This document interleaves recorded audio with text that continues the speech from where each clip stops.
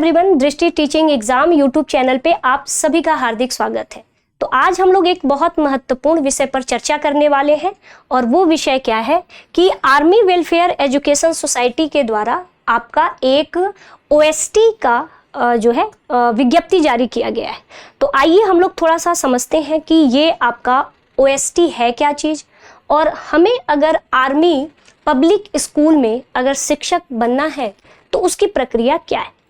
थोड़ा सा इसकी प्रक्रिया अलग, जितने भी शिक्षक भर्ती होते हैं अलग अलग राज्यों में या आपके केंद्रीय विद्यालय में या आपके ईएमआरएस में, तो यहाँ की जो थोड़ी प्रक्रिया है वो थोड़ी अलग है। और वो कैसी है, तो आइए हम लोग उसी चीज़ पर आगे चर्चा करते हैं। तो सबसे पहले कि हम फॉर्म कैसे भरें, तो इसका जो फॉर्म आता है तो आपका ऑनलाइन आता है। ऑनलाइन आता है, सीधे आपको मैं वेबसाइट बताती हूँ, उसी वेबसाइट पर जा करके आपको आवेदन करना है। और AWES जो ये एग्ज़ाम कराता है वो AWES कराता है, ठीक है। और ये जो आपका AWES जो ये पेपर कराता है, तो ये आपका 3 लेवल में आपका होगा। पहले आपका OST होता है, ऑनलाइन स्क्रीनिंग टेस्ट होता है। यदि आप OST क्लियर करते हो तो आगे आपको इंटरव्यू के लिए बुलाया जाता है, यानी कि साक्षात्कार होता है, यानी कि आपका इंटरव्यू होता है, ठीक है। इंटरव्यू होता है, इंटरव्यू होता है। फिर उसके बाद की भी आगे प्रक्रिया होती है और हम लोग यही आगे थोड़ा चर्चा करेंगे। तो सबसे पहले मेरे प्यारे स्टूडेंट्स ये देखिए कि आर्मी स्कूल में अगर आपको PRT की वैकेंसी देनी है या TGT लेवल यानी कि 9th और 10th क्लास के बच्चों का अध्यापक अगर आपको बनना है, और PGT यानी कि 11th और 12th, और PRT का मतलब कि इसमें आपका वही क्लास 1st to 5th। तो इस OST का पेपर आपको क्वालिफाई करना होगा, यानी कि ये जो OST है, जब भी आप आर्मी विद्यालय में अध्यापक बनोगे तो सबसे पहले हमें इस फेज से गुजरना होता है, OST से गुजरना होता है। तो OST का यही फॉर्म अभी जारी हुआ है, जिसका रजिस्ट्रेशन 10 सितंबर से 25 अक्टूबर तक आपका होगा, यानी कि लास्ट डेट आपका 25 अक्टूबर है। अब इस परीक्षा का जो एडमिट कार्ड है वो आपका ऑनलाइन 12 नवंबर को जारी होगा, और साथ ही साथ जो एग्जामिनेशन है वो आपका 23-24 ये आपके नवंबर को ये पेपर आपका होगा। यहाँ तक कि आपका रिजर्व डेट भी एक एक्स्ट्रा रख लिया जाता है कि इन केस कभी हम 23 या 24 को पेपर किसी दिन न करा पाए तो हम लोग 25 नवंबर को भी करा सकते। तो वैसे तो 23-24 नवंबर एग्ज़ाम डेट है, बट एक 25 नवंबर को रिजर्व डेट रखा गया है। अब इसका जो रिजल्ट आपके सामने आएगा तो वो है 10 दिसंबर तक इसका रिजल्ट जो है जारी हो जाएगा। अब हम लोग इसके परीक्षा के पैटर्न को देखेंगे और ये सारी चीजें। तो सबसे पहले ऑनलाइन स्क्रीनिंग टेस्ट है क्या चीज, तो पेपर आपने देख लिया कि क्या है। अब इस टेस्ट में जो आपका मोड होगा पेपर का वो ऑनलाइन होगा। जैसे आप अन्य परीक्षा देते हो तो आप ऑफलाइन देते हो, आपके सामने पेपर मिलता है, प्रश्नों को करते हो, उसे हल करते हो। लेकिन यहाँ पर पेपर आपका ऑफलाइन ना हो करके पेपर कैसा होगा, ऑनलाइन होगा। और जो फॉर्मेट होगा पेपर का वो MCQ होगा, है ना, MCQ होगा। अगर बात करें PRT की तो 200 प्रश्न होंगे, मतलब सभी पेपर में चाहे TGT, PGT, PRT ये सब आपका क्या होगा, तो 200 आपके प्रश्न पूछे जाएंगे। और क्या वेटेज है, कैसा है, तो हम लोग अभी आगे इस पर चर्चा करेंगे। साथ ही साथ ये तो आपका पेपर का मेथड हो गया, साथ ही साथ एग्ज़ाम सेंटर तो पहले से ही डिसाइड होता है कि एग्ज़ाम सेंटर कहाँ है, कैसे है। तो ये पूरा आप जब वेबसाइट पे जाओगे तो जो डॉक्यूमेंट हम आपको दिखा रहे हैं यही डॉक्यूमेंट आपका आपका जो वेबसाइट है, मैंने अभी अभी बताया आपका AWES की वेबसाइट पर आपका ये पूरा डॉक्यूमेंट होगा, जहां जहां आपका एग्जाम सेंटर होगा आप उसे एक बार देख सकते हो। तो पहला तो कंफ्यूजन ये दूर हो गया कि जब भी हम आर्मी विद्यालय में शिक्षक भर्ती के लिए अप्लाई करते हैं तो हमें 3 फेज यानी 3 चरणों से गुजरना होता है। सबसे पहला चरण है OST। अब आपके सामने एक चीजें और होंगी कि मैम OST देने के बाद क्या होगा। तो जैसे ही आप OST देते हो, एक टेस्ट देते हो, टेस्ट के बाद जब रिजल्ट घोषित होता है उसके बाद आपका एक फाइनल स्कोर कार्ड दे दिया जाता है, एक स्कोर कार्ड दे दिया जाता है। और ये किस वेबसाइट पे होगा, तो www.aws और आपका india.com, इसी पर आपका जितना भी नंबर आपने पाया है आपके OST में जो टेस्ट हुआ है, जिसका फॉर्म अभी निकला है, तो उसी स्कोर कार्ड पर आपको स्कोर कार्ड रखना होगा। अब इसके बाद की कहानी क्या है। अब आप क्या सोच रहे होगे कि मैम क्या OST एग्जाम देने के बाद क्या हम अब अध्यापक बन गए, तो ऐसा नहीं होता है। OST देने के बाद बस आपके पास एक स्कोर कार्ड आ जाता है और इसके बाद आपको क्या करना होगा कि अपने आसपास के क्षेत्रों में न्यूज़पेपर में थोड़ा पैनी नजर रखनी पड़ेगी। पैनी नजर का मतलब कि प्रतिदिन आपको देखना पड़ेगा कि जिस एरिया में आप हैं, जिस क्षेत्र में है, या आप ये संभव है कि आप भारत के किसी भी कोने में जाके आप आर्मी स्कूल में पढ़ा सकते हो, तो आपको थोड़ी पैनी नजर रखनी होगी कि किस किस आर्मी स्कूल में कौन कौन सी वैकेंसीज आ रही हैं। तब आप उसी OST के माध्यम से आपको DD बनवाना पड़ता है, फिर आपको अप्लाई करना होता है उस आर्मी स्कूल के वेबसाइट पर, जिस आर्मी स्कूल में आप जाना चाहते हो, जहां पर इसकी विज्ञप्ति आई है। तो वहां से फिर, और ऐसा तो है नहीं कि सिर्फ आप ही वहां फॉर्म भरोगे, अप्लाई करोगे, हो सकता है कि आपसे अच्छे स्कोर वाले भी हों वहां पे, OST में उनका ज्यादा स्कोर हो आपसे, तो वहां से फिर शॉर्ट लिस्ट होता है कि इतने में अगर 1000 बच्चों ने वहां अप्लाई किया है तो वहां से शॉर्टलिस्ट होकर के लगभग 100-200, अब जो भी उनका मानक हो, लोगों को इंटरव्यू के लिए बुलाते हैं। तो यानी कि सिर्फ OST पास करने से आप शिक्षक नहीं बनेंगे, आपको OST का सिर्फ और सिर्फ एक स्कोर कार्ड मिल जाता है और उसके बाद आप इस पात्र हो जाते हैं कि आप आसपास के किसी भी क्षेत्र में आप अप्लाई कर सकते हो आर्मी स्कूल में। अब आप कहोगे मैम क्या जरूरी है कि हम OST एकदम पास कर जाएं तभी हम किसी आर्मी स्कूल में जो है, अगर विज्ञप्ति आसपास के क्षेत्रों में आती है तो हम जो है फॉर्म डाल सकते हैं। क्या ये जरूरी है कि OST होना जरूरी है?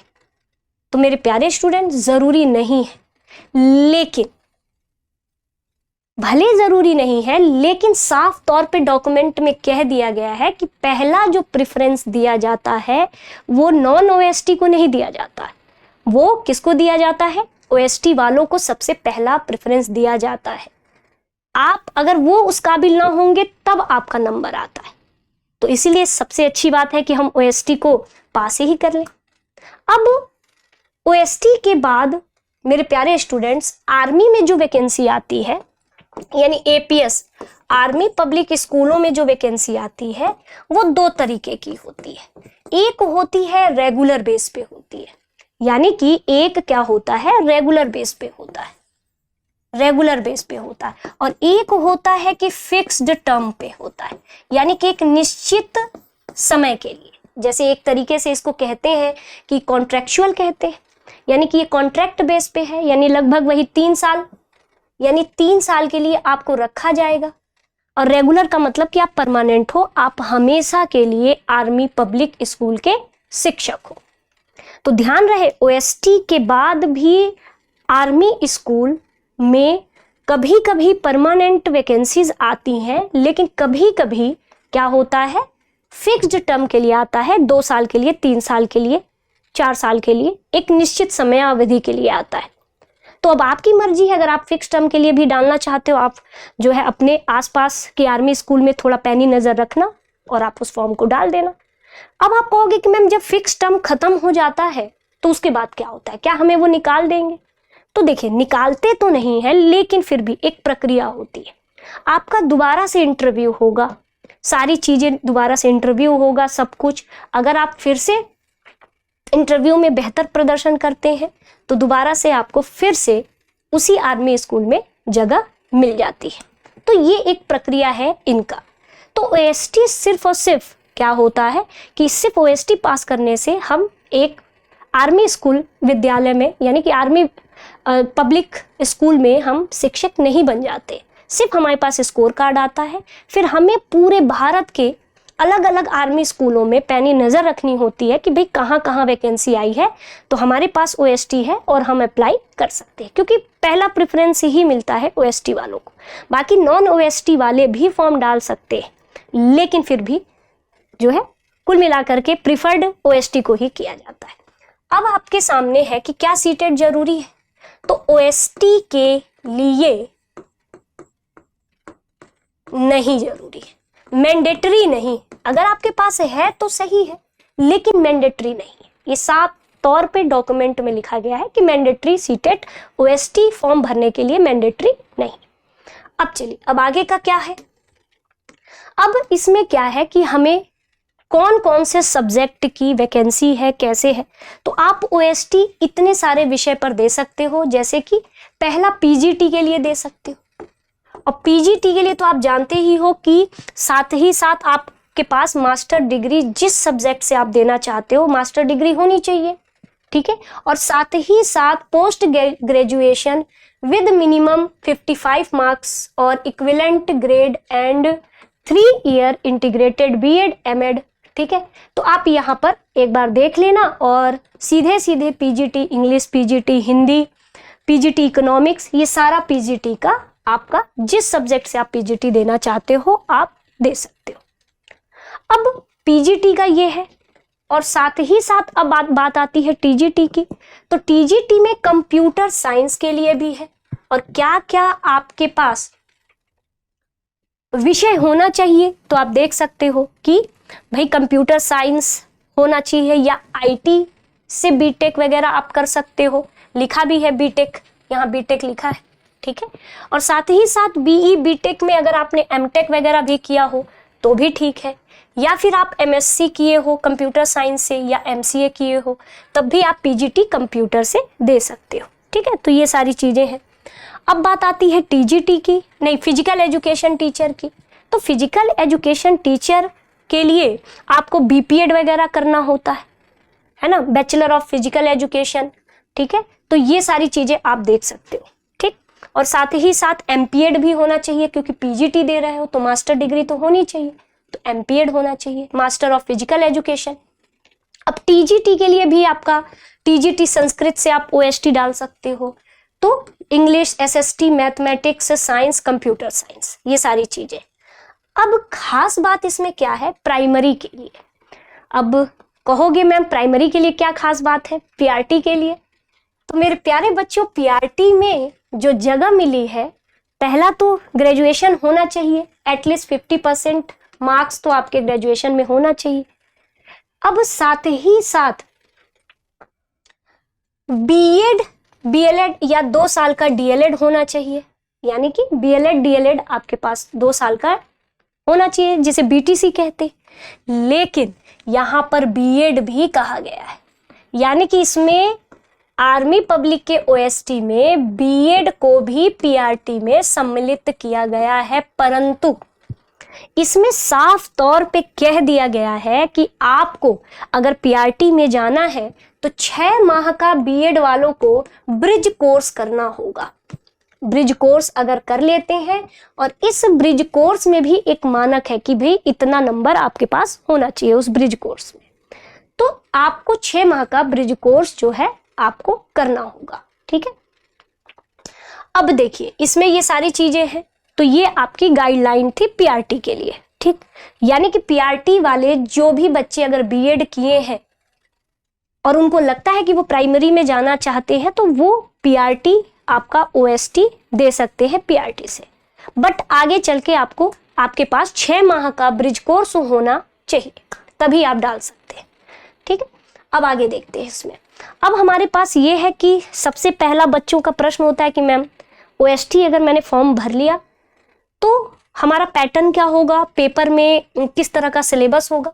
तो आप देख सकते हो कि 3 सेक्शन में आप PRT की बात करते हैं। PRT में मिनिमम मार्क्स 200 नंबर, 200 प्रश्न और 3 घंटे का हमें समय मिलेगा और MCQ वाले क्वेश्चन होंगे और ऑनलाइन मेथड से आपका पेपर होगा। यहाँ तक कि आप इसमें तो घर से भी आप दे सकते हो पेपर, कैमरा लगा सकते हो, इतना सहूलियत इसमें दी जाती है। बट अगर आपकी नज़र इधर उधर हुई और अगर एग्जामिनर को लग गया कि आप घर से बैठ के चीटिंग कर रहे हो तो वो हमेशा के लिए आपको इस परीक्षा से हमेशा के लिए आपको निष्कासित कर दिया जाता है। अब देखो 3 सेक्शन में पेपर होता है। पहले सेक्शन में आपका बेसिक GK और करंट अफेयर आता है, यानी कि पहला सवाल से 10 सवाल तक आपका क्या आएगा, तो आपका बेसिक GK करंट अफेयर, जिसमें से राष्ट्रीय लेवल पे करंट अफेयर आएगा, अंतर्राष्ट्रीय लेवल पे करंट अफेयर आएगा, ग्लोबल लेवल पर करंट अफेयर आएगा, जिसमें से 4 क्वेश्चन भारत के करंट अफेयर है और इंटरनेशनल से 4 और आपका लगभग 2 प्रश्न ग्लोबल लेवल से आपके करंट अफेयर है। सीधे सीधे यहाँ पर बता दिया गया है कि कितने कितने क्वेश्चन कहाँ कहाँ से आपके पूछे जाएंगे। सेक्शन B में आपका पूरा CDP का है, पेडागोजी CDP से। अब सेक्शन C में PRT में क्या पूछा जाएगा, तो NCERT बेस्ड क्वेश्चन पूछे जाएंगे, जिसमें से 20 क्वेश्चन लगभग कक्षा 1 से 5, 20 से 30 क्वेश्चन कक्षा 6 से लेके पूरा 10 के स्टैंडर्ड तक के प्रश्न आपसे पूछे जाएंगे, टोटल 50।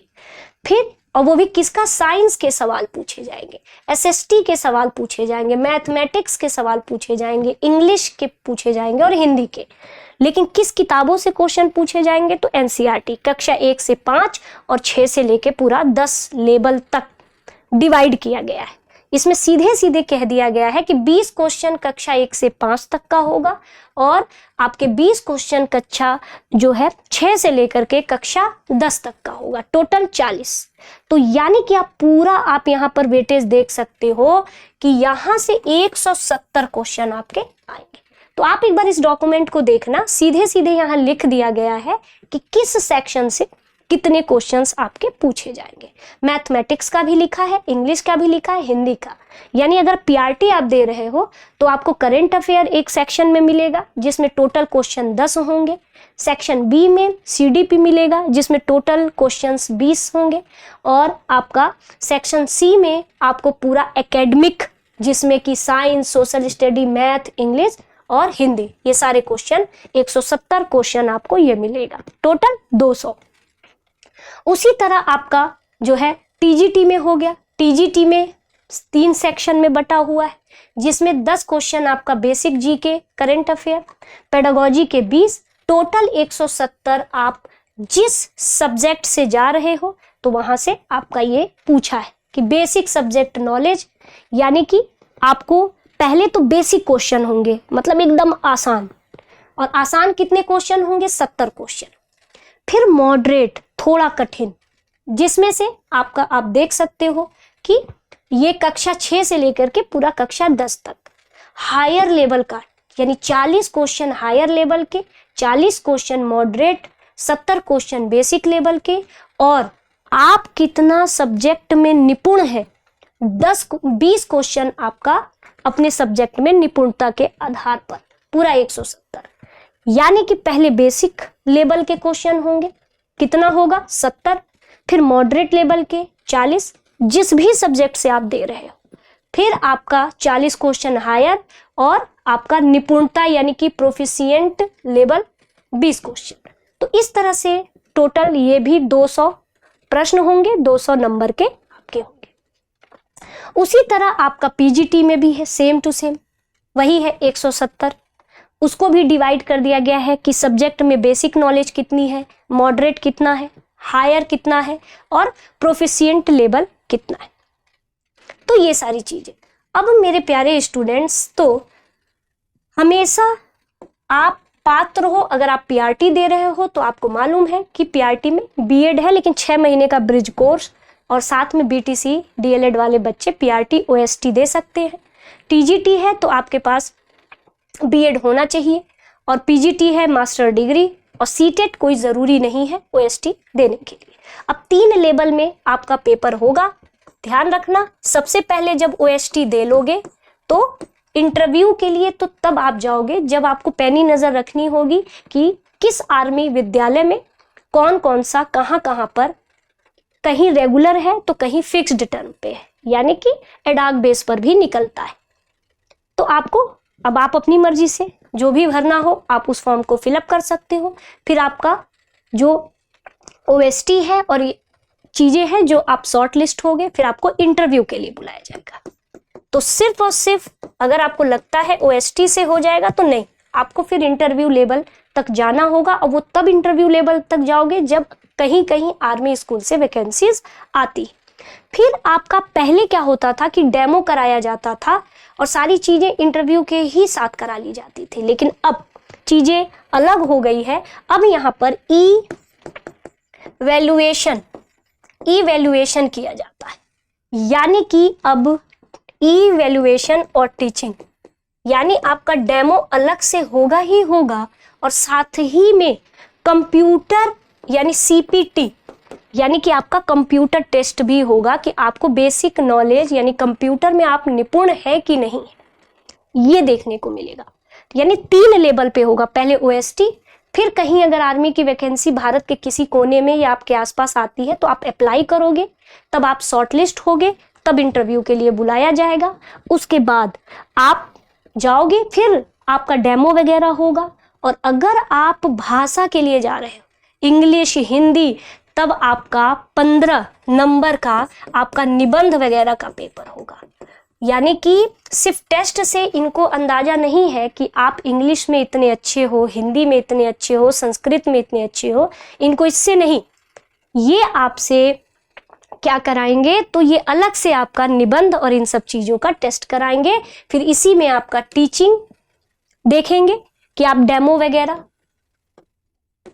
तो ये सारी चीज़ें जब आप तीनों चीज़ों में आप निपुणता हासिल कर लोगे, तब जाके आप आर्मी विद्यालय में अध्यापक बनोगे।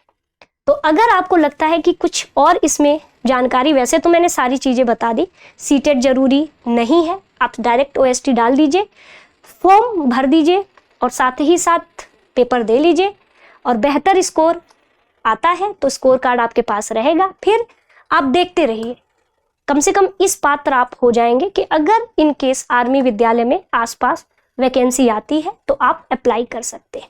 आर्मी में भी देखा जाता है कि कोई फिक्स टर्म पे होता है, कोई परमानेंट, तो 2 तरीके की वहाँ पे वैकेंसीज आती हैं, तो आप उसमें अप्लाई कर सकते हो। फिर उसके बाद वही आपका डीडी लगता है, फिर उसके बाद आप उसी वेबसाइट पर आप एक फॉर्म आता है, जिस आर्मी में आप जा रहे हो उस फॉर्म को फिलअप करना होता है, अपनी डिटेल भरनी होती है, फिर जाके आप शॉर्ट लिस्ट होते हो। उसके बाद आपको इंटरव्यू के लिए बुलाया जाता है।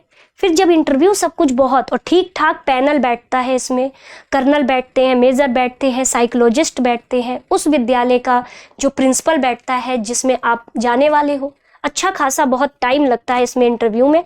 फिर उसके बाद आपका इवैल्यूएशन एंड टीचिंग देखा जाता है कि आपकी डेमो वगैरह कैसा है, आप पढ़ा पा रहे हो कि नहीं, और साथ ही साथ अगर आप भाषा के लिए जा रहे हो, अंग्रेजी, इंग्लिश, संस्कृत, तो 15 नंबर का ठीक ठाक आपका क्या होता है, तो आपका निबंध वगैरह का भी परीक्षा होती है। तो मेरे प्यारे स्टूडेंट्स, ये आपके लिए पूरा ओएसटी का है, जिसमें लास्ट डेट आपका 25 अक्टूबर और 10 सितंबर से आपका जो है फॉर्म भरना शुरू हो चुका है। ठीक है, तो चलते हैं स्टूडेंट्स, मिलते हैं। अगर आपको लगता है कि कोई और इन्फॉर्मेशन चाहिए तो कमेंट सेक्शन में आप ज़रूर लिख दीजिएगा। आप सभी का बहुत बहुत धन्यवाद।